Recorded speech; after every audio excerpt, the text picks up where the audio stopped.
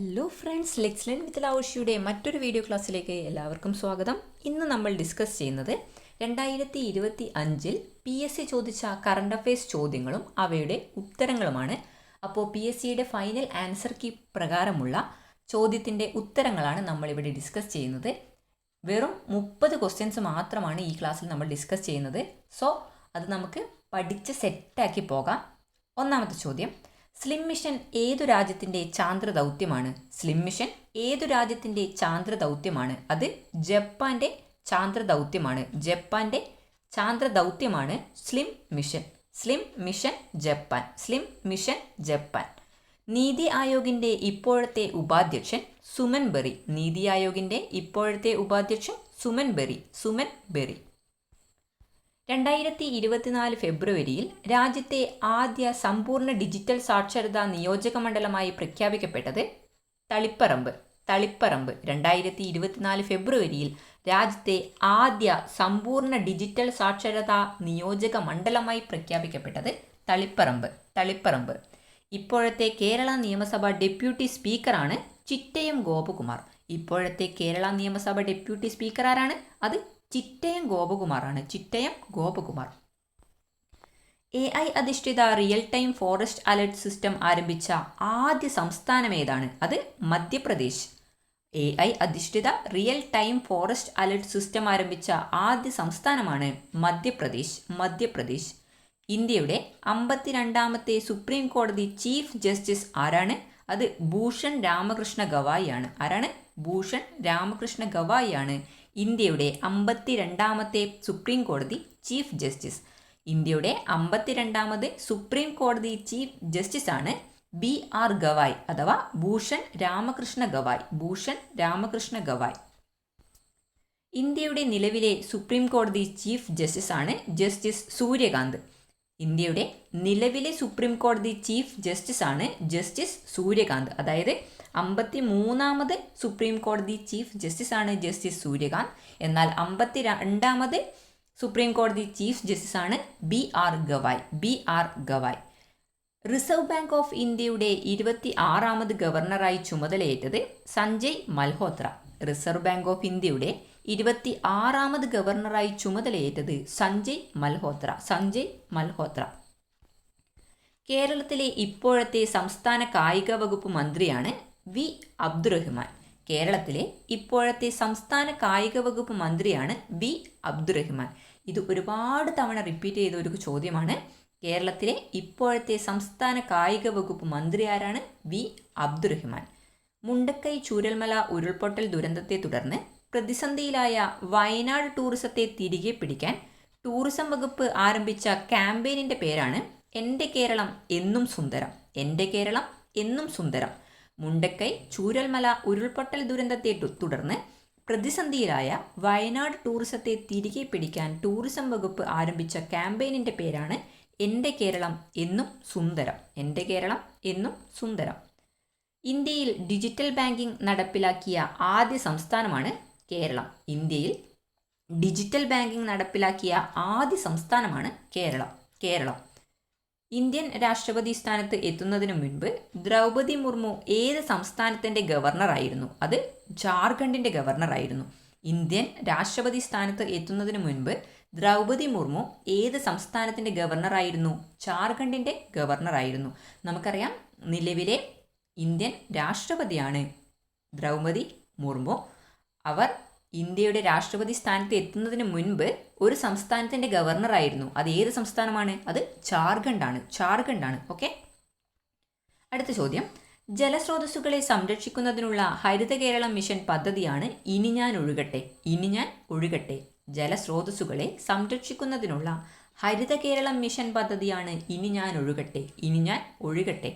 ഭക്ഷ്യ സ്വയം പര്യാപ്തത എന്ന ലക്ഷ്യത്തോടെ കേരളത്തിൽ നിലവിൽ വന്ന പദ്ധതിയുടെ പേരാണ് സുഭിക്ഷ കേരളം. ഭക്ഷ്യ സ്വയം പര്യാപ്തത എന്ന ലക്ഷ്യത്തോടെ കേരളത്തിൽ നിലവിൽ വന്ന പദ്ധതിയാണ് സുഭിക്ഷ കേരളം. സുഭിക്ഷ കേരളം.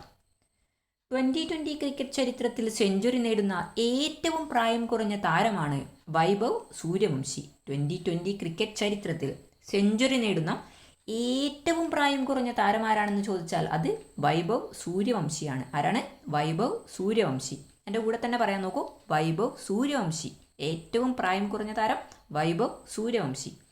കുടുംബശ്രീയുടെ ജില്ലാ മിഷൻ പുരസ്കാരത്തിന് 2025 ഒന്നാം സ്ഥാനം കരസ്ഥമാക്കിയ ജില്ലയാണ് കൊല്ലം ജില്ല. ആരാണ്? കൊല്ലം ജില്ലയാണ് കുടുംബശ്രീയുടെ ജില്ലാ മിഷൻ പുരസ്കാരത്തിന് 2025 ഒന്നാം സ്ഥാനം കരസ്ഥമാക്കിയ ജില്ല. ഓക്കെ, കൊല്ലം ജില്ല.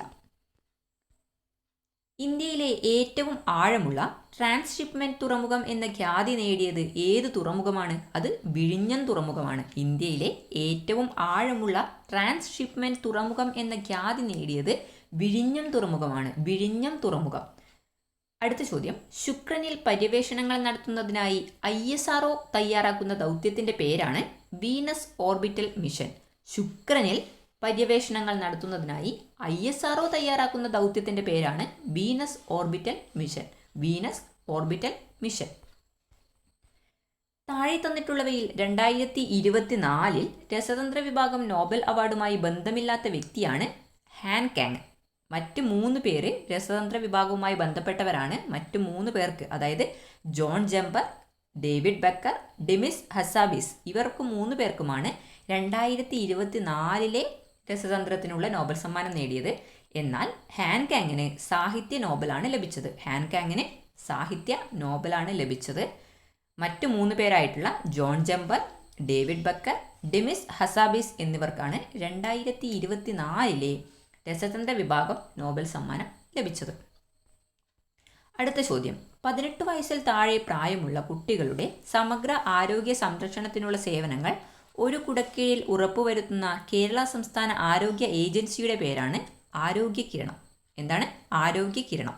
18 വയസ്സിന് താഴെ പ്രായമുള്ള കുട്ടികളുടെ സമഗ്ര ആരോഗ്യ സംരക്ഷണത്തിനുള്ള സേവനങ്ങൾ ഒരു കുടക്കീഴിൽ ഉറപ്പുവരുത്തുന്ന കേരള സംസ്ഥാന ആരോഗ്യ ഏജൻസിയുടെ പദ്ധതിയാണ് ആരോഗ്യ കിരണം.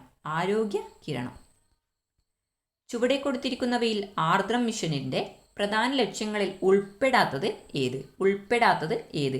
അതിൽ എ മാത്രമാണ് ഉൾപ്പെടാത്തത്. നമുക്ക് ആർദ്രം പദ്ധതിയുമായിട്ട് ബന്ധപ്പെട്ട ലക്ഷ്യങ്ങൾ ഏതൊക്കെയാണെന്ന് നോക്കാം. ജനസൗഹൃദ ഔട്ട് പേഷ്യൻ്റ് സേവനങ്ങൾ, അത് ഇതിൻ്റെ ലക്ഷ്യത്തിൽ വരുന്നതാണ്. ആർദ്രം മിഷൻ്റെ ലക്ഷ്യത്തിൽ ഒന്നാണ് ജനസൗഹൃദ ഔട്ട് പേഷ്യൻ്റ് സേവനങ്ങൾ. പിന്നൊന്ന് PHCകളെ FHCകളായി പുനർ എഞ്ചിനീയറിംഗ് ചെയ്യുക. PHCകളെ FHCകളായി പുനർ എഞ്ചിനീയറിംഗ് ചെയ്യുക. പിന്നെ ആരോഗ്യ സേവനങ്ങളുടെ സ്റ്റാൻഡർഡൈസേഷൻ. ആരോഗ്യ സേവനങ്ങളുടെ സ്റ്റാൻഡർഡൈസേഷൻ, ഇതൊക്കെ ആർദ്രം മിഷൻ്റെ പ്രധാന ലക്ഷ്യങ്ങളിൽ പെടുന്നവയാണ്. അപ്പോൾ ലക്ഷ്യത്തിൽ പെടാത്തത് ഞാൻ വായിക്കുന്നില്ല, വെറുതെ അത് മനസ്സിലേക്ക് കയറ്റി വെക്കണ്ട, നമുക്ക് ആവശ്യമുള്ളത് മതി. ആർദ്രം മിഷൻ്റെ പ്രധാന ലക്ഷ്യങ്ങളിൽ വരുന്നതാണ് ജനസൗഹൃദ ഔട്ട് പേഷ്യൻ്റ് സേവനങ്ങൾ. ജനസൗഹൃദ ഔട്ട് പേഷ്യൻ്റ് സേവനങ്ങൾ. PHCകളെ FHCകളായി പുനർ എഞ്ചിനീയറിംഗ് ചെയ്യുക. PHCകളെ FHCകളായി പുനർ എഞ്ചിനീയറിംഗ് ചെയ്യുക. അതുപോലെ ആരോഗ്യ സേവനങ്ങളുടെ സ്റ്റാൻഡർഡൈസേഷൻ. ആരോഗ്യ സേവനങ്ങളുടെ സ്റ്റാൻഡർഡൈസേഷൻ. 26ാമത്തെ ചോദ്യം, കേരള സർക്കാരിൻ്റെ അശ്വമേധം പദ്ധതി ഏത് രോഗവുമായി ബന്ധപ്പെട്ടിരിക്കുന്നു? അത് കുഷ്ഠവുമായി ബന്ധപ്പെട്ടിരിക്കുന്നു. കേരള സർക്കാരിൻ്റെ അശ്വമേധം പദ്ധതി ഏത് രോഗവുമായി ബന്ധപ്പെട്ടതാണെന്ന് ചോദിച്ചാൽ അത് കുഷ്ഠവുമായി ബന്ധപ്പെട്ടതാണ്. കുഷ്ഠം. അശ്വമേധം, കുഷ്ഠം. അശ്വമേധം, കുഷ്ഠം. അടുത്ത ചോദ്യം, 2021 പാരീസ് പാരാലിമ്പിക്സിൽ ഏറ്റവും കൂടുതൽ മെഡലുകൾ ലഭിച്ച രാജ്യമാണ് ചൈന. 2021 പാരീസ് പാരാലിമ്പിക്സിൽ ഏറ്റവും കൂടുതൽ മെഡലുകൾ ലഭിച്ചത് ചൈനയ്ക്കാണ്. ആർക്കാണ്? ചൈനയ്ക്കാണ് ഏറ്റവും കൂടുതൽ മെഡലുകൾ ലഭിച്ചത്.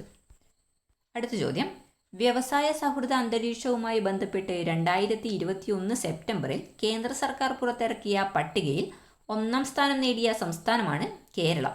വ്യവസായ സൗഹൃദ അന്തരീക്ഷവുമായി ബന്ധപ്പെട്ട് 2021 സെപ്റ്റംബറിൽ കേന്ദ്ര സർക്കാർ പുറത്തിറക്കിയ പട്ടികയിൽ 1ാം സ്ഥാനം നേടിയ സംസ്ഥാനമാണ് കേരളം. നമ്മുടെ കേരളം. അടുത്ത ചോദ്യം, 2021 ആഗസ്റ്റിൽ സംസ്ഥാന സർക്കാരിൻ്റെ ശുപാർശ പ്രകാരം കൊച്ചുവേളി റെയിൽവേ സ്റ്റേഷനിൻ്റെ പുതിയ പേര് എന്താണ്? അത് തിരുവനന്തപുരം നോർത്ത് എന്നാണ്. 2021 ആഗസ്റ്റിൽ സംസ്ഥാന സർക്കാരിൻ്റെ ശുപാർശ പ്രകാരം കൊച്ചുവേളി റെയിൽവേ സ്റ്റേഷനിൻ്റെ പുതിയ പേരാണ് Thiruvananthapuram north. Thiruvananthapuram north. Kochuveli railway station Thiruvananthapuram north. Kochuveli railway സ്റ്റേഷൻ്റെ പുതിയ പേരാണ് തിരുവനന്തപുരം നോർത്ത്. അവസാന ചോദ്യം, 2024 സെപ്റ്റംബറിൽ വിഴിഞ്ഞം തുറമുഖത്ത് നങ്കൂരമിട്ട ദക്ഷിണേഷ്യയിൽ ഇതുവരെ വന്നിട്ടുള്ള ഏറ്റവും വലിയ ചരക്കു കപ്പലാണ് MSc ക്ലോഡ് ഗിറാർഡെറ്റ് 2024 സെപ്റ്റംബറിൽ വിഴിഞ്ഞം തുറമുഖത്ത് നങ്കൂരമിട്ട ദക്ഷിണേഷ്യയിൽ ഇതുവരെ വന്നിട്ടുള്ള ഏറ്റവും വലിയ ചരക്കു കപ്പലാണ് MSc Claude Girardet. MSc Claude Girardet. അപ്പോൾ ഇത്രയും കാര്യങ്ങളാണ് നമുക്ക് ഇന്ന് ഡിസ്കസ് ചെയ്യാനായിട്ടുള്ളത്. അപ്പോൾ 30 ക്വസ്റ്റ്യൻസ് മാത്രമേ നമ്മൾ പഠിച്ചിട്ടുള്ളൂ. അവയുടെ ആൻസേഴ്സും 30 ചോദ്യങ്ങൾ 30 ഉത്തരങ്ങൾ അത് പെട്ടെന്ന് ബൈഹാർട്ടാക്കി സെറ്റാക്കി പോവുക. അടുത്ത PSC പരീക്ഷകളിലും ഈ ചോദ്യങ്ങളൊക്കെ പ്രതീക്ഷിക്കാം. ഇതുമായി ബന്ധപ്പെട്ട കാര്യങ്ങളും നമുക്ക് പ്രതീക്ഷിക്കാം. അപ്പോൾ മറ്റൊരു വീഡിയോ ആയിട്ട് വീണ്ടും കാണാം. താങ്ക്